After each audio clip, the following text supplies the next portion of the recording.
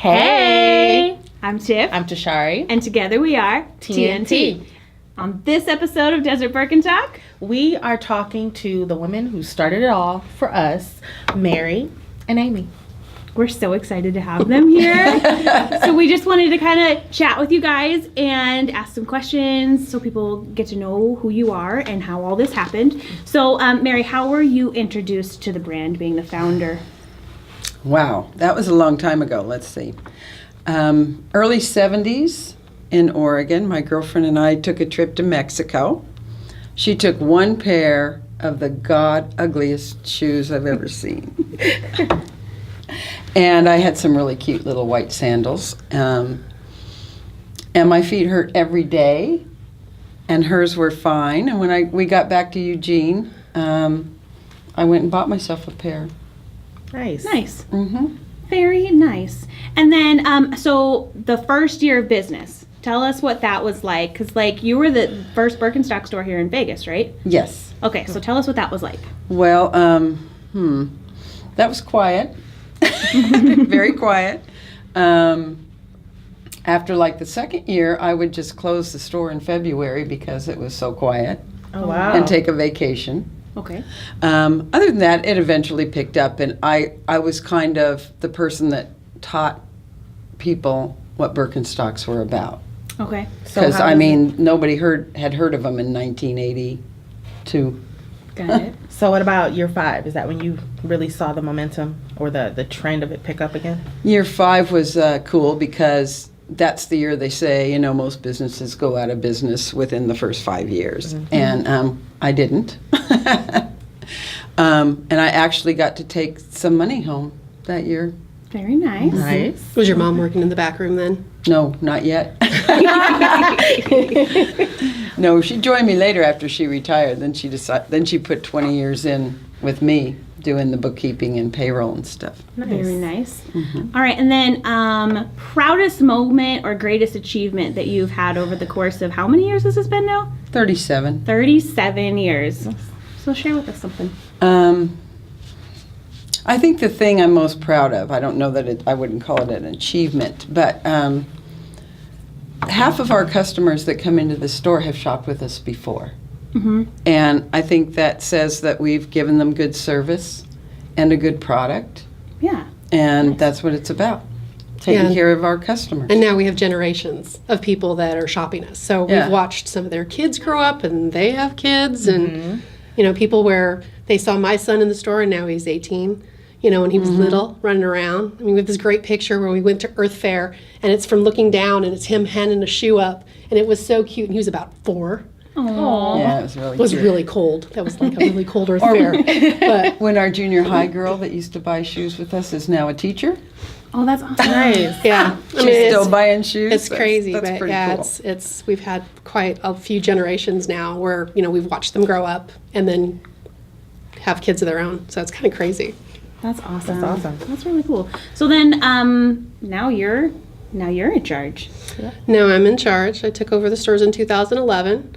So I guess the weirdest part about the whole takeover thing for me was that when I had to really make the decision if we were going to close the doors or keep the stores open, my first thought wasn't, oh gosh, I'm going to have to go find another job. That just sucks. It was, what are my customers going to do? We are so unique in the Valley. And I mean, what we do and how we present it and some of the stuff we carry, you just can't get anywhere else. Or if you can get it, it's going to be at Dillard's or some of the big box stores where you don't get the service. You get teenagers that have no idea what they're talking about. So I found that, if that was my first thought, then I really should continue. So that was, I guess, the biggest motivation for me as far as making sure we kept the legacy going. So, who knows where it'll go. You never know. It's nothing I ever thought I'd be doing. Really? What did you think you were going to be doing? Well, I don't know. I went to college I have an econ degree and I have a German lit degree, which is weird considering what brand I ended up being representing the most. Right. Say something in German. No, I'm not saying something. Not saying anything German. But no, it was just weird. I mean, it came in handy. We did a trip to Germany when Margot retired. they had a Birkenstock trip where they took a bunch of the retailers from all over the country, and we took a bus and went all of different factories and stuff, which was really cool. I learned things that I didn't know, and I'd already been doing it for 15 years. So there were things that I still didn't even know about how the process was and how things were made, and it was really cool. But between the guy that runs the German office, his English and my German, we managed to work it really well. So, but it was a really fun trip. So, but I had lived there before. I had lived in Germany for a year, so it was kind of like old home week. I hadn't been to Berlin since the wall had come down. So, seeing Berlin in 2001, which was right after 9/11, which is crazy that we had the trip then. But since I had been there in '89, it was such a difference. It was just phenomenal to see how different Germany had changed since I had been there. So, but it's been fun. It's been so different. It's nothing I ever thought I'd be doing. I mean, it's who said I'm going to sell shoes for a living? Yeah, that's what I want to do. Yeah. So, it's nothing. It's nothing. Al Bundy. I know. It's such a horrible stigma. So, for a long time, it's like, you just kind of like, yeah, I work in retail. No, I'm not telling you what. This was her temporary job. Yeah, when I started in '95, Mary had lost a manager. So I stepped in. We transferred down here from Reno, and my husband had a job, so I was looking for work. She was looking for a real job. I was looking for a real job. This wasn't a real job. So real job turned into me working the store, and then managing the store, and then managing all the stores, and then eventually took it over. So it's been kind of an interesting journey, and I really like it because as much as I can talk to almost anybody, I am not like the cold call person. So there would never be a day that I would walk out to somebody's door, knock, and tell them they need to buy something from me. It's not how it works. But I think what's nice about our industry is that there's enough fashion and change with novelty and new stuff, but there's an underlying, constancy to a lot of the products so that you have a base to work from no matter where it goes. So it's been interesting. I mean, it's just nothing. If somebody told me in college, you're going to have a shoe store, I'd be like, I don't think so. Yeah, me neither. Totally on crack. You're on crack. It's not going to happen. So how did it feel for you to pass that torch down? It was, I was thankful and happy that there was someone, I didn't have to put it on the market. I was ready to go. I'd been there, 30 years? Well, we'd hit the recession, and it was hard. We had a few really rough years. And so it was nice that I didn't have to deal with all that, that I had someone. Easy. Just, here, have the store. Bye. Yeah. Not quite Well, like not quite that. bye, because she's still here. Yeah, she's still here. But I'm still here. Now, real quick, I just want to interject here. What is the connection here? How are you guys connected? So Mary is my, Mother-in-law. Mother and stepmother-in-law? Stepmother-in-law. All right. Okay. So I So think it's that's family it. connection. Yeah, we missed family that little connection, bit. which is funny though, because during the whole time, even when I was general manager and she was the owner, we would still have arguments. No, people would work for us and not realize that we were related, because we still had arguments like a GM and an owner would have about staff, What product, we think is best. Yeah. what we think we should do and stuff. And it was like, well, why is she taking your son home? Oh, because that's his grandma. It's like, oh, you're related. Yeah, we are related. You wouldn't know it. I think back on it. I think it took me maybe the first year to put the connection together. Well, it And wasn't then anything we just really kinda advertised, Oh, because okay. it wasn't important. It wasn't part of what went on in the business. It was business. That was family, and this is business. Right. So, and we have a lot of the same work ethic, and our husbands are very similar because it's father and son.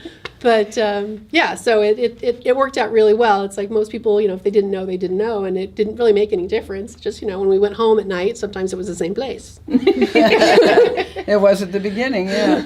All right. And then I guess just to kind of wrap all this up, what do you find to be the most exciting thing as far as choosing brands and styles?